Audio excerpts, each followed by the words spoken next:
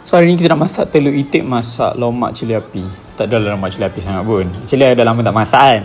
Aku tahu korang ni semua pandai masak, so aku tak payah ajar. So aku nak tunjuk je. Aku jarang masak benda ni. Santan ni aku perah tau. Perah guna tangan tau. Berapa kali aku tapis sebab tak nak bagi ada sedap dia. Tapi happy-happy lah sebenarnya. Santan ni sebenarnya kunyit yang dikisar. Aku dah kisar siap-siap. Aku letak dalam bekas. Lepas tu ni cili pun yang dikisar. So senang kan. So kisarlah siap-siap. Lepas beli barang, kisar terus. Kalau kau malas, kau minta tolong suami lah. Kalau tak ada suami, buat sendiri.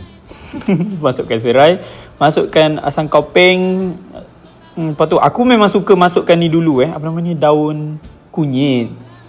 Aku akan masak lama sikit. So nanti okay, korang kalau tengok kali dia berubah sebab aku guna api kecil tau. So aku biar je dia lama sebab nak betul-betul santan tu masak.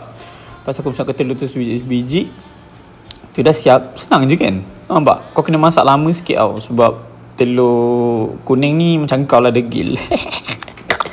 Tapi sedap dia. Ya Allah, sedap. Dia nampak macam tak menyelerakan, tapi bila nak makan, aku suka makan daun kunyit. Tak tahu kenapa. Sebab tu kot. Okay lah, bye guys. Love you. Bye. Love you.